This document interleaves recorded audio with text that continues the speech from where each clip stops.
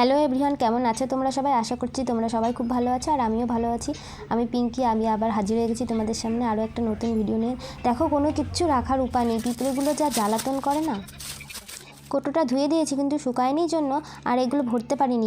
আসলে মাঝে মাঝে বৃষ্টি হচ্ছে তো ওই জন্যই পিঁপড়ের উৎপাতটা একটু বেশি হয়েছে।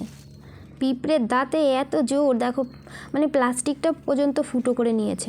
এখন এইগুলো রোদে না দিলে হবে না, আর রোদে দিলেও না পিঁপড়ে যায় না। তা মা বলল কি যে দে আমার কাছে, এই প্লাস্টিকটার মধ্যে ছড়িয়ে রাখি, তাহলে যদি পিঁপড়েগুলো যায়। তো মা বসেছে এগুলো করতে। আসলে আজকে মা স্কুল ছুটি নিয়েছে। আমি, মা আর দিদি তিনজনে আজ উপোস, একটু পুজো দেবো ঘরে, ওই কারণে। আর এখানে বাবা দেখছে ফোন। আর আজকে কি হয়েছে বলো তো, আজকে না উপোস করে এত কষ্ট হচ্ছে, মানে কোনো কাজই করতে ইচ্ছা করছে না। যে কাজ যে করবো মনে হচ্ছে শুধু বসে বসে থাকি। আসলে কি হয়েছে, 2 দিন আগে গেছে একাদশী। কী বারের দিন গেল একাদশী? রবিবার গেছে একাদশী। তো আবার 2 দিন পরেই মানে আজকে হচ্ছে বুধবার, এর ভিতরেই আবার উপোস, তো ওই জন্য খুব কষ্ট হচ্ছে, কাজ করতে ইচ্ছা করছে না। তাই মা আর আমি বলাবলি করছিলাম যে মা দেখো আজকে যেন ইচ্ছা করছে না কাজ করতে কোনো।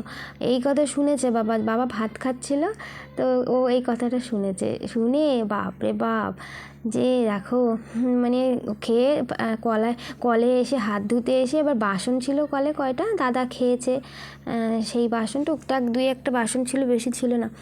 ও দেখি বাসন মাজছে। আমি তো বুঝতে পারিনি প্রথমে যে কি হলো, আওয়াজ নেই, কোথায় গেল। এসে দেখি বাসন মাজছে। আমি না সত্যি অবাক হয়ে গেছি, আমার এই ছোট্ট বাবাটা এত সুন্দর কাজ করতে পারে, আমি জানতামই না সত্যি।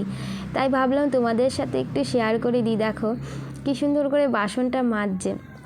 এর মধ্যে নন্দিতা এসেছিলো, আমি নন্দিতাকে তাই ডেকে মানে দেখাচ্ছি, নন্দিতা দেখো কীর্তি। ও শুনেছে যে আমাদের আজকে কাজ করতে ইচ্ছা করছে না, ভালো লাগছে না। ও এইটুকু বুঝেছে যে দিদার আর মিমির কষ্ট হচ্ছে, তাহলে আমি এইটুকু কাজ করি। দেখো এইটুকু বোঝাই কিন্তু অনেক। আর দেখো বাসনটা কিন্তু ভালোই মাজছে। ও তো করে না কাজ বাজ, করতে দিই না। আর করতে দেবো কি, ও ছোটো মানুষও, কাজ কেন করবে এখন। তো দেখো কী সুন্দর করে করছে, আবার কল পাম্প করে বাসনগুলো ধুচ্ছে। আমি তো অবাক হয়ে গেছি সত্যি, তোমাদের কি বলবো, মনে মনে এতটা আনন্দ হয়েছে। মানে ও কাজটা করে দিয়েছে সেটা না, ও যে মানে কষ্টটা বুঝেছে সেটাই কিন্তু অনেক, মানে খুব ভালো লাগছিল। তাই ভিডিওটা না করে আর পারলাম না, সেটা তোমাদের সাথে একটু শেয়ার করলাম যাতে দেখো তোমরা। আর এটা বেশ বুঝতে পারলাম যে বাচ্চাদের সাথে কোনো কিছু আলোচনা করলে বাচ্চারা কিন্তু সেটাই ক্যাচ করে নেয়, সেটা ভালোই হোক আর খারাপ হোক।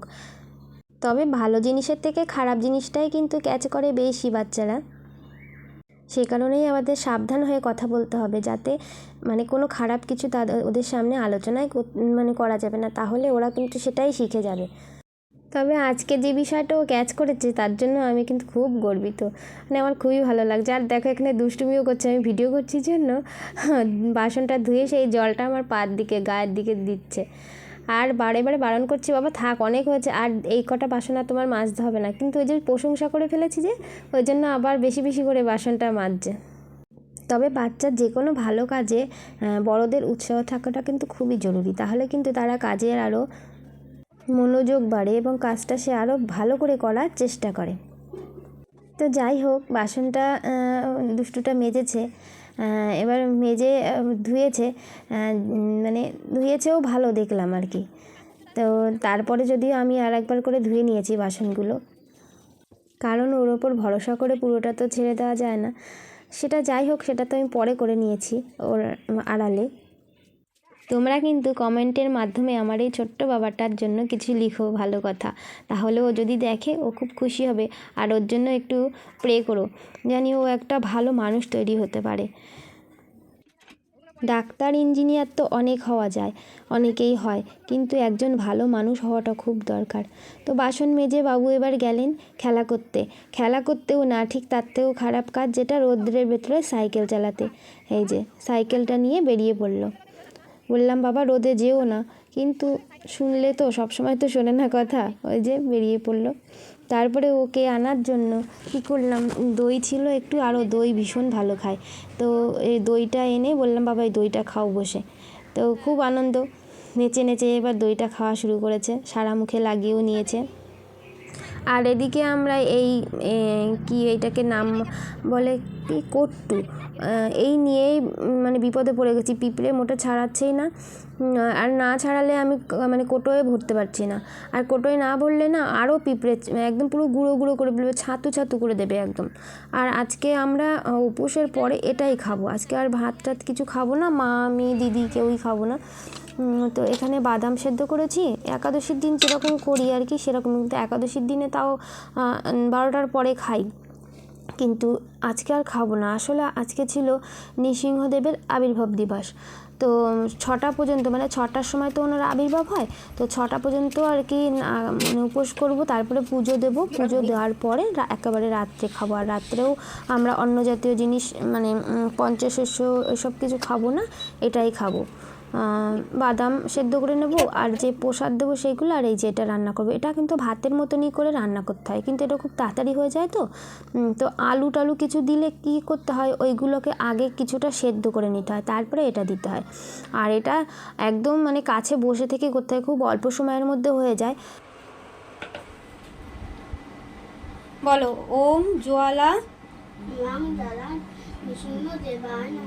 তারপরে ওম অহভিলা, ওম মালোলা, ওম ক্রোধ, ওম বরাহদেব, ওম করঞ্জ, ওম ভার্গব, ওম যুগানন্দ, ওম ছত্রবটা, ওম পাবন। ব্যাস, এবার প্রণাম করো, প্রণাম করে ওই যে ওইখানে নৃসিংহদেব আর ওখানে দাও। হ্যাঁ করেছো? আবার দাঁড়াও দাঁড়াও দাঁড়াও, এই দাঁড়াও শোনো, এই কাপ এই গ্লাসটা নাও, 3বার এখানে জল ঢালবা। হ্যাঁ দাঁড়াও দাঁড়াও, আমার কথা শোনো, মনে করবা কি এটা হচ্ছে কি কানাই দাদার পা, মনে মনে কানাই দাদার পা স্মরণ করে তারপরে এখানে দুবার দেবা, 3বার দেবা। বলো ওম নৃসিংহদেবায় নমঃ, ওম নৃসিংহদেবায় নমঃ। হ্যাঁ আবার দাও, ওম নৃসিংহদেবায় নমঃ। এবার পুরোটা, ওম নৃসিংহদেবায় নমঃ। হ্যাঁ হয়েছে, এবার রাখো ওটা, এবার প্রণাম করো, নিচু হয়ে প্রণাম করতে হবে বাবা।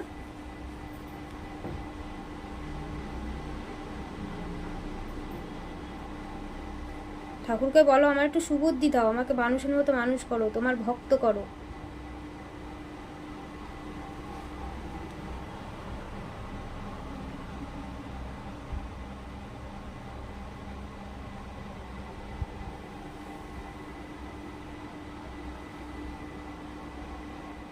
তো দেখো এখানে সন্ধেবেলার পুজোটা মা দিয়েছে আজকে, আমি না দিতে পারিনি, কারণ আর 6টার সময় তো আমার আর পড়ানো কমপ্লিট হয় না, সে কারণে আমি দিতে পারিনি। মা পুজোটা দিয়েছে, আর পুজো দিয়ে ওঠার পরে আমি বাবাকে দিয়ে একটুখানি ফুল দেওয়ালাম নৃসিংহদেবের চরণে, আর ওনার যে নামগুলো সেগুলো করালাম, করিয়ে তারপরে এবার আমি করছি, এখানে আমি তুলসী পাতাগুলো বেছে নিচ্ছি, বেছে 101টা তুলসী পাতা বেছে নেব, মানে ওনার চরণে অর্পণ করব, আজকের দিনে করতে হয়। আর এই পুজোটা কিন্তু ভীষণ গুরুত্বপূর্ণ একটা পুজো, এই পুজোটা সঠিকভাবে করতে পারলে কিন্তু খুব লাভ আছে আর কি, লাভ বলতে ভগবানের কৃপা পাওয়া যায় আর কি।